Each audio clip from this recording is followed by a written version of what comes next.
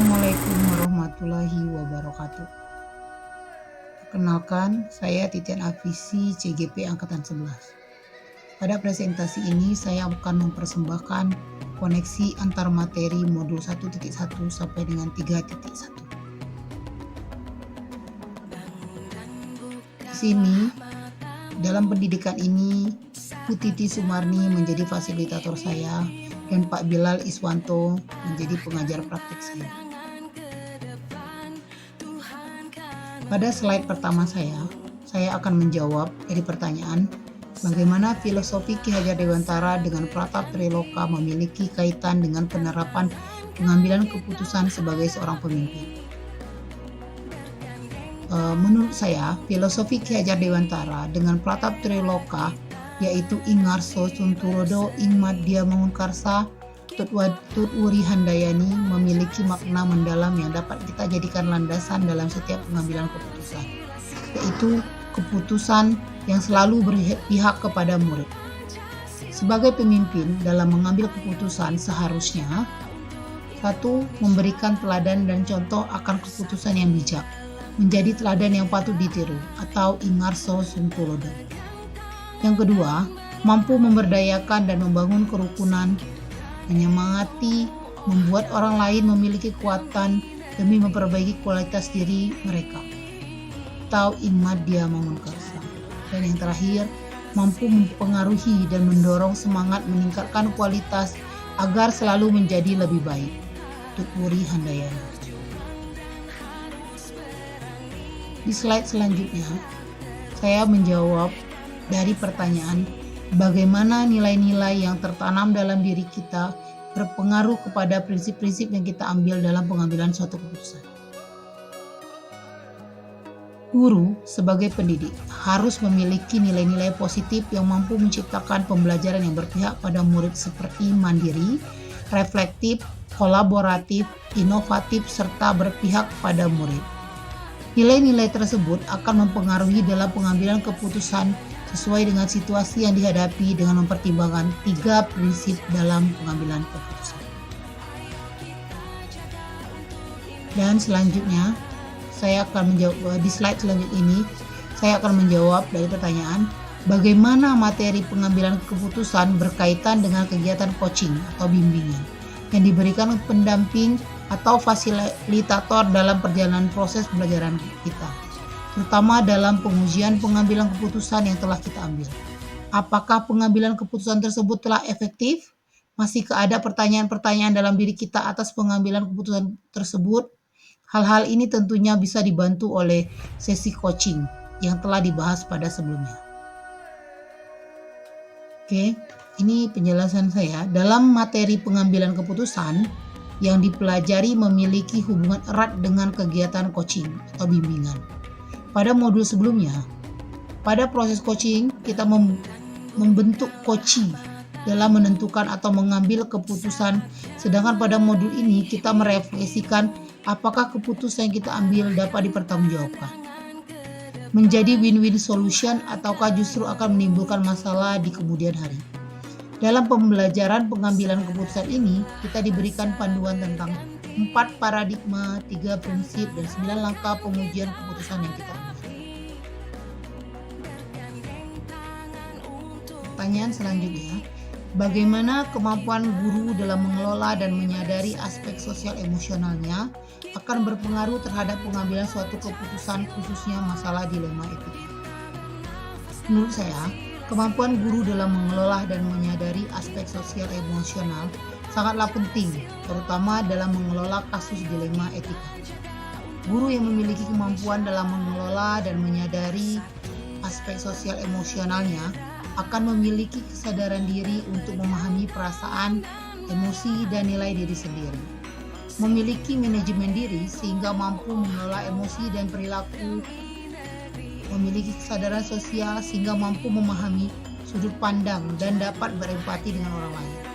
Memiliki keterampilan berelasi sehingga dapat berkomunikasi dengan lebih efektif. Dan dapat mengambil keputusan yang bertanggung jawab. Masalah yang terkait dilema etika akan diselesaikan dengan kepala dingin dan hati yang tenang, sehingga pengambilan keputusan dapat berjalan sesuai dengan langkah yang sistematis. Selanjutnya, bagaimana pembahasan studi kasus yang fokus pada masalah moral atau etika kembali kepada nilai-nilai yang dianut seorang pendidik. Menurut saya, pembahasan studi kasus yang fokus pada masalah moral atau etika dapat melatih ketajaman dan ketepatan dalam pengambilan keputusan, sehingga dapat dengan jelas membedakan antara dilema etika ataukah bujukan moral. Seorang pendidik ketika dihadapkan dengan kasus-kasus yang fokus terhadap masalah moral dan etika, baik secara sadar ataupun tidak, akan berpengaruh oleh nilai-nilai yang dianutnya.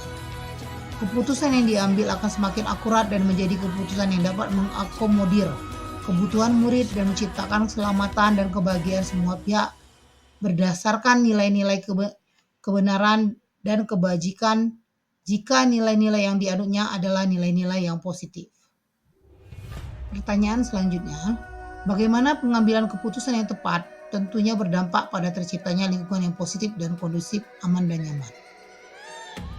Pada pengambilan keputusan yang tepat tentunya akan berdampak positif pada terciptanya lingkungan yang positif, kondusif, aman dan nyaman. Pengambilan keputusan yang tepat harus dilakukan dengan cara yang tepat pula, disesuaikan dengan situasi yang terjadi dengan berlandaskan nilai-nilai kebajikan universal, berpihak pada murid dan dapat dipertanggungjawabkan. Saat keputusan yang diambil sudah tepat, maka akan tercipta lingkungan yang positif, kondusif, aman dan nyaman. Tidak ada pihak yang merasa dirugikan. Semua akan mendapatkan solusi atas masalah yang dihadapi. Oke, untuk pertanyaan selanjutnya nomor 7. Apakah tantangan-tantangan di lingkungan Anda untuk dapat menjalankan pengambilan keputusan terhadap kasus-kasus dilema etika ini? Adakah kaitannya dengan perubahan paradigma di lingkungan Anda? Tantangan yang saya hadapi dalam pengambilan keputusan terhadap kasus-kasus yang sifatnya dilema etika adalah perasaan tidak enak yang timbul karena tidak dapat memuaskan semua pihak. Namun dengan berpedoman pada 4 paradigma, 3 prinsip serta mengikuti 9 langkah pengambilan keputusan dapat meminimalkan perasaan tidak nyaman dan keputusan yang saya ambil dapat diterima oleh semua pihak.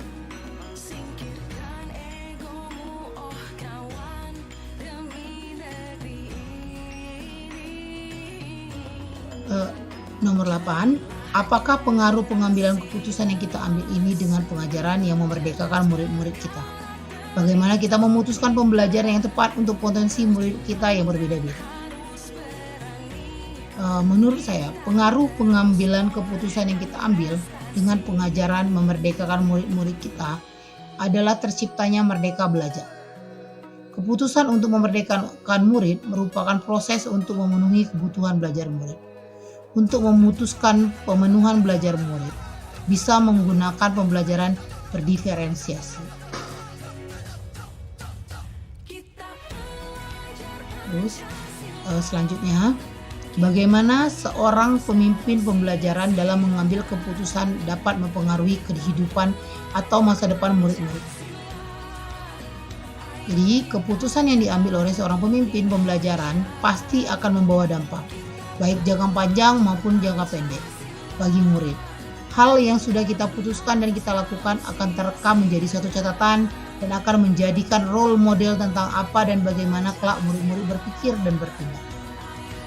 Gambaran ini menjadikan dasar bahwa pengambilan keputusan oleh seorang pendidik harus tepat, benar dan bijak melalui analisis dan pengujian yang mendalam atas benar salahnya.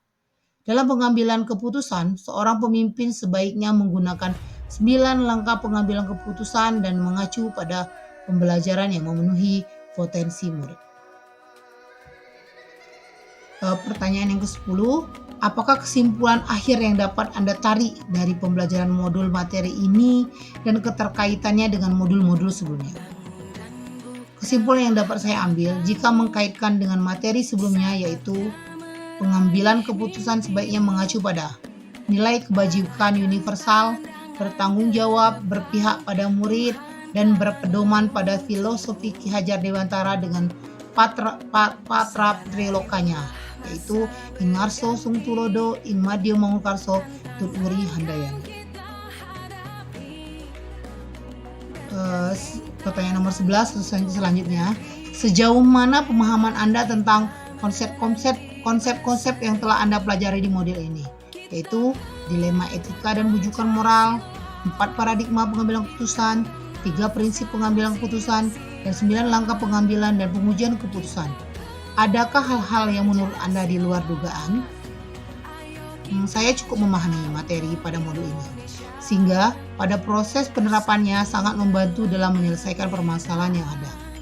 Hal-hal yang menurut saya di luar dugaan, bahwa ternyata dalam pengambilan keputusan bukan hanya didasarkan pada pemikiran dan pertimbangan semata, namun sangat diperlukan adanya paradigma, prinsip, dan langkah-langkah pengujian pengambilan keputusan, agar keputusan yang diambil tepat sasaran dan bermanfaat untuk orang banyak. Pertanyaan selanjutnya, sebelum mempelajari modul ini, pernahkah Anda menerapkan pengambilan keputusan sebagai pemimpin dalam situasi moral dilema? Bila mana pernah, apa bedanya dengan apa yang Anda pelajari di modul ini? Sebelum mempelajari modul ini, dalam pengambilan keputusan, saya biasanya memanfaatkan prosedur umum yang berlaku di sekolah, yaitu berkomunikasi dengan pihak terkait seperti guru mata pelajaran, guru BK, Wakasek, dan kepala sekolah, dengan bahan perbincangan yang mengalir apa adanya. Setelah mempelajari modul ini, saya mencoba menerapkan analisis berdasarkan 4 paradigma, 3 prinsip, dan 9 langkah pengambilan keputusan. Perbedaannya, diantaranya pola ini menjadi pakem baru yang sangat rinci, hati-hati, dan tidak terburu-buru dalam membuat sebuah keputusan. Selain itu, pihak yang terlibat menjadi merasa dihargai dan bisa memberi kontribusi sesuai tupoksinya masing-masing. Pertanyaan selanjutnya, bagaimana dampak mempelajari konsep ini buat Anda? Perubahan apa yang terjadi pada cara Anda dalam mengambil keputusan sebelum dan sesudah mengikuti pembelajaran modul ini? Perubahan terbesar yang saya alami yaitu yang pertama, berhati-hati dalam bertindak dan mengambil keputusan. Kedua, mempunyai pola yang teratur dalam menganalisa sebuah masalah. Dan yang terakhir, meningkatnya empati pada diri sendiri untuk memahami permasalahan yang terjadi pada orang lain. Dan pertanyaan terakhir pada kondisi ini adalah, seberapa penting mempelajari topik modul ini bagi Anda sebagai seorang individu dan Anda sebagai seorang pemimpin? Sangat penting menurut saya, karena sebagai seorang individu membuat saya berkembang menuju arah yang lebih baik, dan sebagai seorang pemimpin saya harus mampu mengambil sebuah keputusan terbaik dan bertanggung jawab. Jadi ini adalah slide terakhir saya. Terima kasih atas perhatiannya. Assalamualaikum warahmatullahi wabarakatuh.